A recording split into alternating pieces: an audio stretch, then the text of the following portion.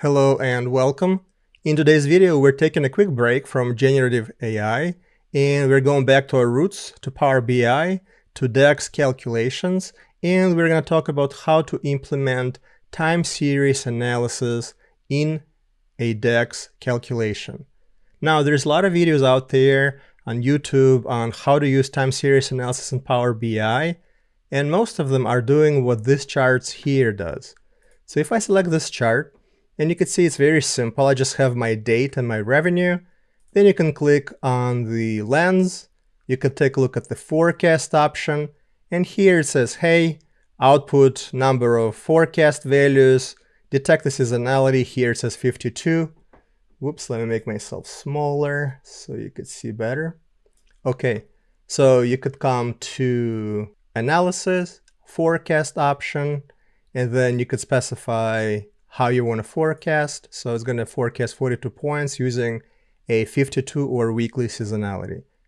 So that's how most of the videos on YouTube are telling you to implement your forecast feature.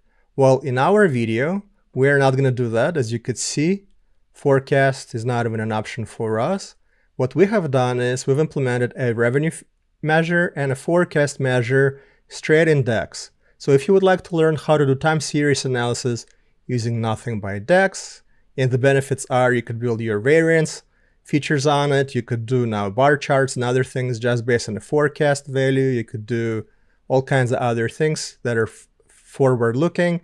So if that's something that's interesting for you, stick around because we're going to go through DAX and see how that might be implemented in Power BI. Now, before I jump into DAX, let's just cover a little bit of the basics. So here I'm using R visual just to help me explain how time series works. So as I click on different products, and I have about 3 years worth of data here, you see the blue line here shows me the actual, and the dotted line, the yellow line, shows the forecast. So what time series does, it's breaking down the data that I have into two categories. It says, hey, is there a trend into the data? In other words, as I look at these 2 years, is the trend going up? Is the trend going down?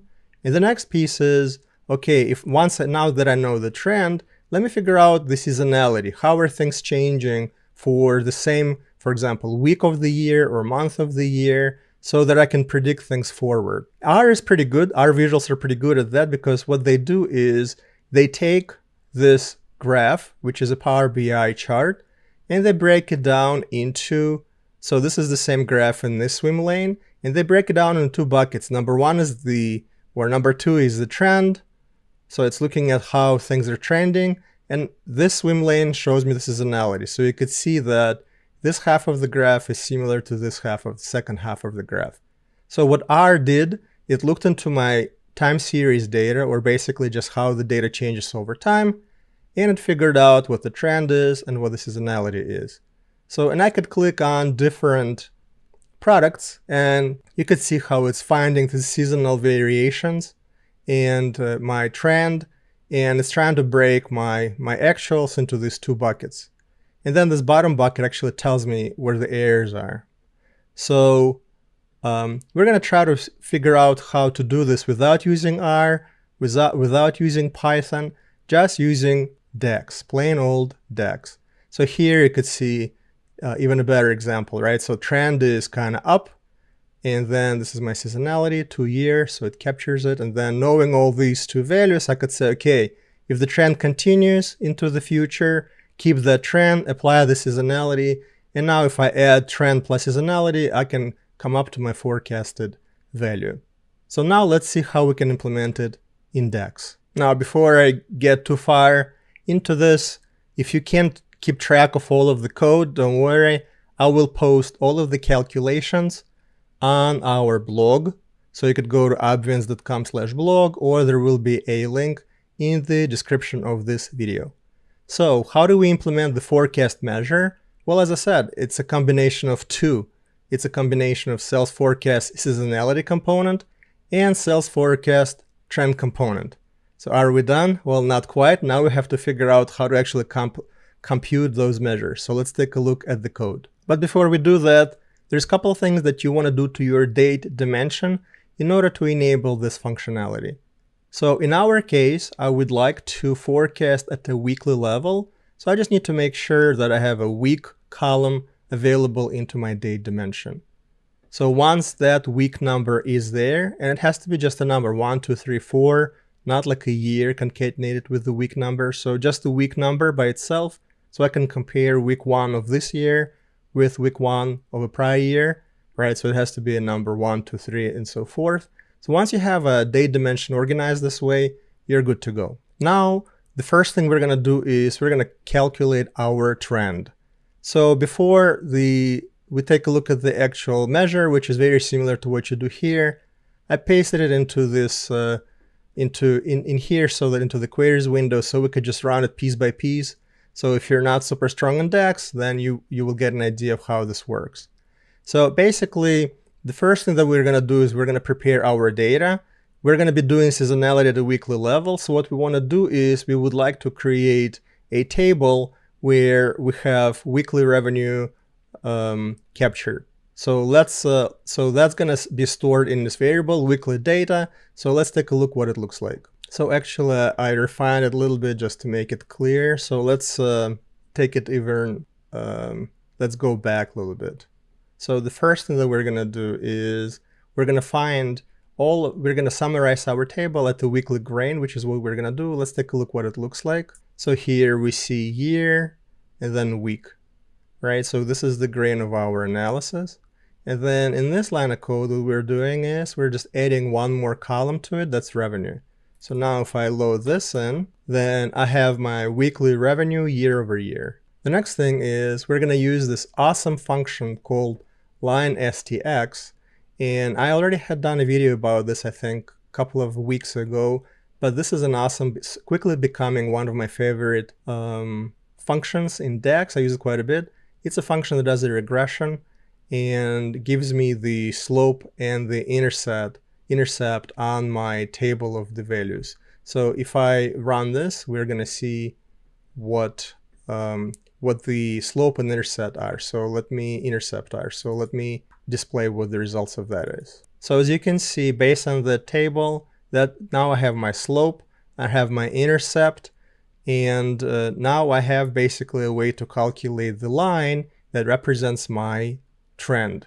So now if I know what week it is, all I need to do is I need to use the function x times slope plus intercept to calculate what my forecasted trend value will be.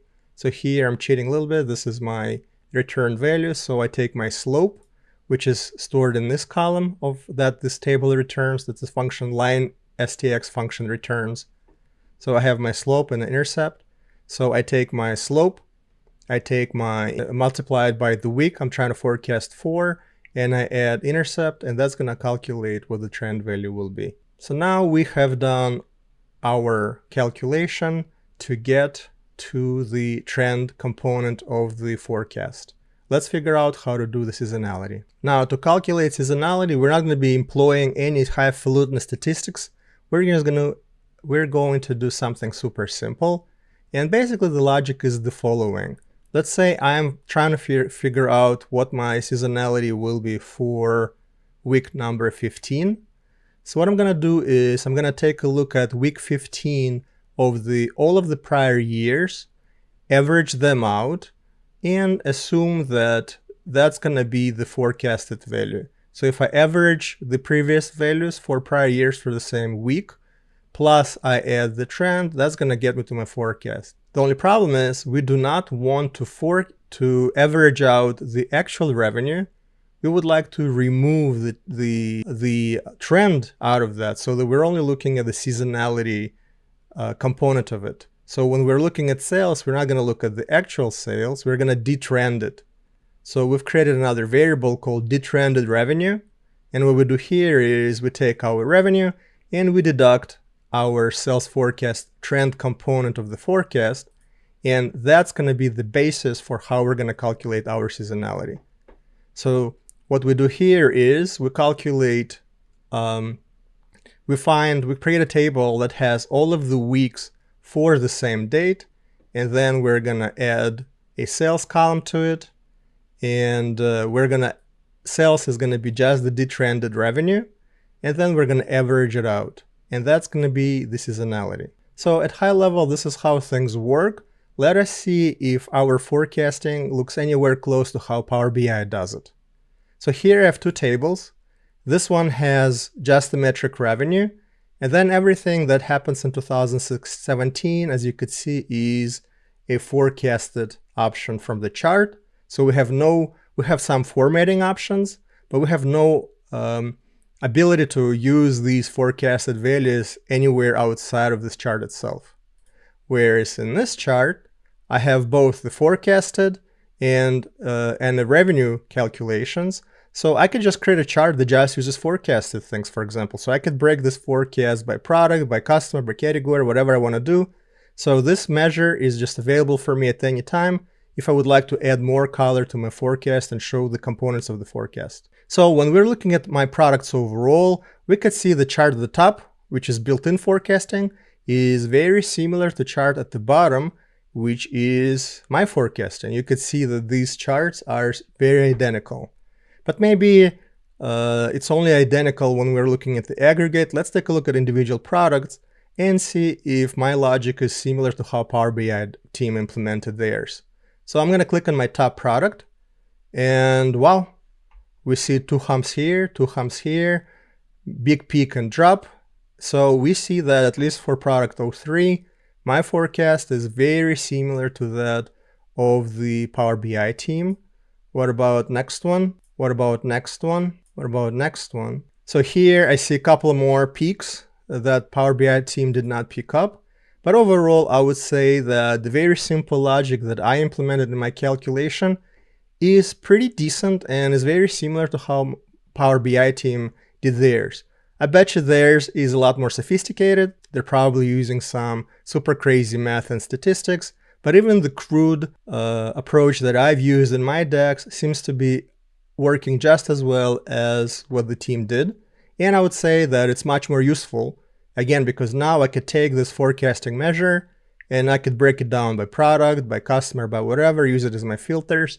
So I would say that it's very handy to have a measure that does the forecast versus just a built-in thing like this that has a very limited set of capabilities. So as you can see, time series analysis in Power BI using DAX is pretty sweet and pretty simple. I will post all of the code on our blog. You could go into the description of this video and find the link. If you find this video interesting and informative, we would really appreciate a like and a subscribe. Thank you for stopping by, and I will see you back soon on the next one.